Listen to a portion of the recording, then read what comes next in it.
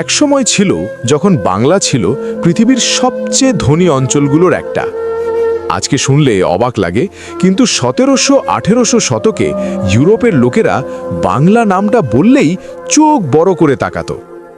সোনার বাংলা, শুধু কবিতায় না, বাস্তবেও। তখনকার বাংলা মানে ছিল উর্বর জমি, বছরে একাধিক ফসল, চাল, গম, চিনি, নীল, লবণ, আর সবচেয়ে বড় আকর্ষণ মসলিন ও সূক্ষ্ম বস্ত্র। ঢাকার মসলিন এতই পাতলা ছিল যে ইউরোপের রানীরা একে বলতো ওভেন এয়ার, বোনা হাওয়া। ইংল্যান্ড, ফ্রান্স, নেদারল্যান্ডস সবাই এই কাপড়ের জন্য পাগল। তাই ব্রিটিশদের চোখে বাংলা ছিল একটা চলমান সোনার খনি। ইউরোপ থেকে আগমন, ব্যবসার ছদ্মবেশে।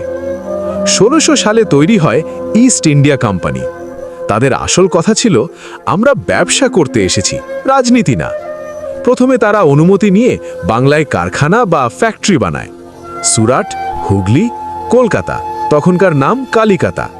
কিন্তু ভেতরে ভেতরে তারা বুঝে যায়, এই অঞ্চল দখল করতে পারলে পুরো ভারত হাতের মুঠোয় আসবে। মুঘল সাম্রাজ্যের দুর্বলতা। এই সময়ে আরেকটা ঘটনা ঘটে। ঔরঙ্গজেব মারা যাওয়ার পর মুঘল সাম্রাজ্য ভেঙে পড়তে থাকে। কেন্দ্র দুর্বল, প্রাদেশিক শাসকেরা শক্তিশালী। বাংলার নবাব তখন প্রায় স্বাধীন রাজা।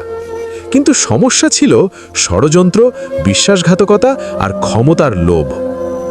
পলাশির যুদ্ধ, মোড় ঘুরে যাওয়া দিন 1757। নবাব সিরাজউদ্দৌলা বুঝতে পেরেছিলেন ব্রিটিশরা বিপজ্জনক। তিনি তাদের কেল্লা বানানো, অস্ত্র জমানোর বিরোধিতা করেন। কিন্তু নবাবের সেনাপতি মীর জাফর, কিছু ধনী ব্যবসায়ী আর ব্রিটিশদের টাকা ও প্রতিশ্রুতি সব মিলিয়ে হলো ইতিহাসের সবচেয়ে বিখ্যাত বিশ্বাসঘাতকতা। যুদ্ধ হলো পলাশির মাঠে, কিন্তু আসল লড়াই হয়নি। নবাব হারলেন নিজের লোকের কারণে। এই এক যুদ্ধে বাংলা গেল, আর তার সঙ্গে গেল ভারতের ভাগ্য। বাংলা দখল মানে ভারতের চাবি। বাংলা দখলের পর ব্রিটিশরা পেল বিপুল রাজস্ব, সৈন্য রাখার টাকা, অন্য রাজ্য দখলের শক্তি। বাংলার টাকাতেই তারা মহীশূর হারালো, মারাঠাদের দমন করল, ধীরে ধীরে পুরো ভারত শাসন করল। ইংল্যান্ডের শিল্প বিপ্লবের পেছনেও বাংলার লুট করা সম্পদের বড় ভূমিকা ছিল। এটা আজ ইতিহাসবিদরাও মানেন। বাংলার পরিণতি। যে বাংলা ছিল সমৃদ্ধ, সেই বাংলায় দুর্ভিক্ষ, কারিগরদের হাত ভেঙে দেওয়া, মসলিন শিল্প ধ্বংস, কৃষকদের ওপর ভয়ঙ্কর কর।